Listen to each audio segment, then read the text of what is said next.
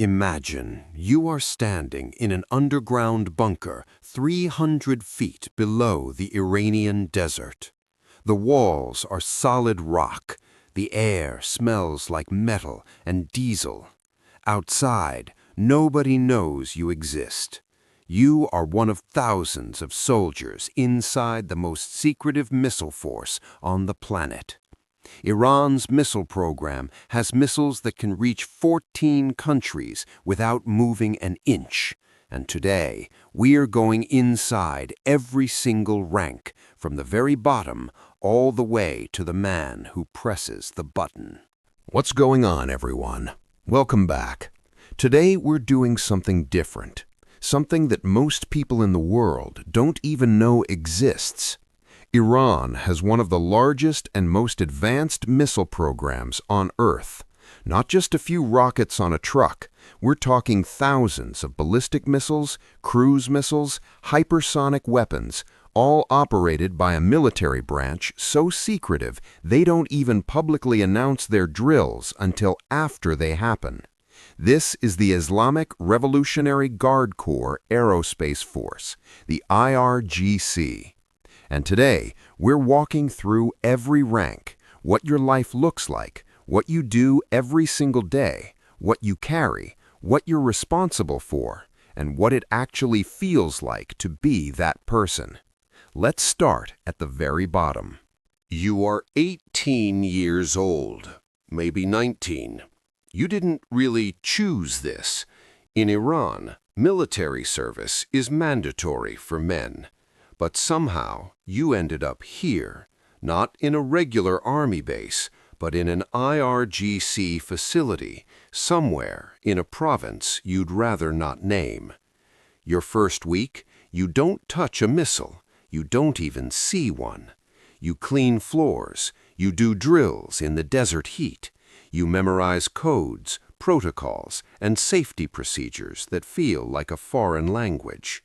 Your sergeant is not your friend. Your sergeant is never your friend. But here's the thing. Even as the lowest rank, you already carry a secret. You know where you are. You know roughly what this place does, and you are never, ever allowed to talk about it. Not to your parents, not to your friends back home, not to anyone. Your life is routine. Wake up at 5 a.m., physical training, breakfast, technical classes, more drills, sleep, repeat. You are a small gear in a machine so large you can't even see its edges. Now you've been here a year, maybe 2. You've been assigned to a missile battalion. Your job is technical. You work on the missile systems themselves, checking fuel lines, inspecting guidance components, running pre-launch diagnostics. You don't launch anything, but you make sure that when someone does, it works. This is more pressure than it sounds. One mistake in your checklist could mean a missile that veers off course, or worse, doesn't launch at all during a real situation. Your commanding officer checks your work, then someone above him checks it again. Everything is double and triple verified. You live on base most of the time. You get leave twice a year. When you go home, your family asks what you do. You say, technical maintenance, military equipment, and then you change the subject. You're paid, not great, but you're fed, housed, and given a purpose. This is where it gets interesting. You sit in front of screens, multiple screens. Your job is to track targets, potential targets, and feed coordinates into the system. You work in shifts, sometimes 12 hours at a time, staring at data that most people would find completely incomprehensible. But you understand it perfectly.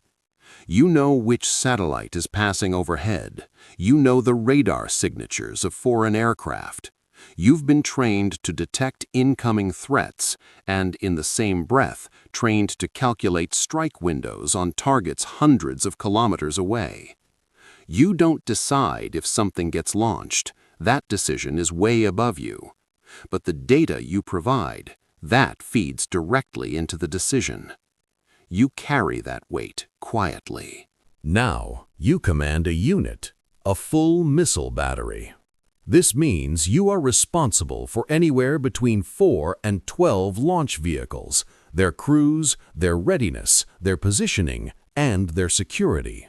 You run exercises. You drill your men until the entire pre-launch sequence can be done in the dark in under 8 minutes. When there is a national alert, when tensions rise with a foreign power, you are the one who gets the call at 2 in the morning. Prepare your battery. You don't know if it's an exercise or the real thing until you're told. Sometimes you're never told until it's over. You eat with your men, you train with your men, but you maintain distance because one day you may have to give an order that changes everything. You no longer live at a base. You work in a command facility, possibly underground. You've seen maps that are classified at the highest levels. You know the locations of missile sites across the country, sites that don't exist on any public map. Your job is coordination. If Iran were to execute a multi-wave missile strike, as it did in April 2024, when over 300 drones and missiles were launched toward Israel, you are the person who planned the sequencing.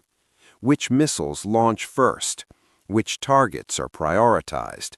Which routes avoid interception? What the backup plan is if the first wave is partially blocked? You think in systems. You think in scenarios. You sleep fewer hours than you'd like. You have a family. You see them on weekends when nothing is happening, which is not always. There are very few of you. You are known publicly. Your name has appeared in state media.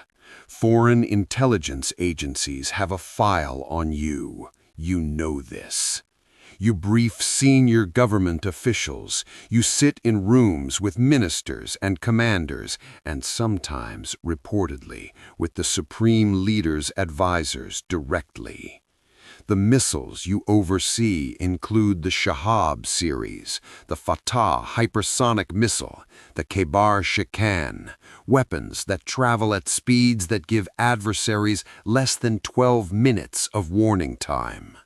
You don't talk about your feelings. You talk about capabilities, readiness percentages, strategic deterrence ratios. But somewhere inside, you understand the gravity of what you hold. From the 18-year-old recruit cleaning floors in a desert bunker, to the general who coordinates strikes across entire regions, every single rank inside Iran's missile force is living a life most people will never understand.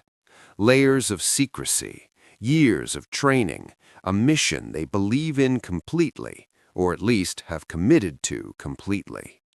Iran's missile program is not going away. In fact, it's growing.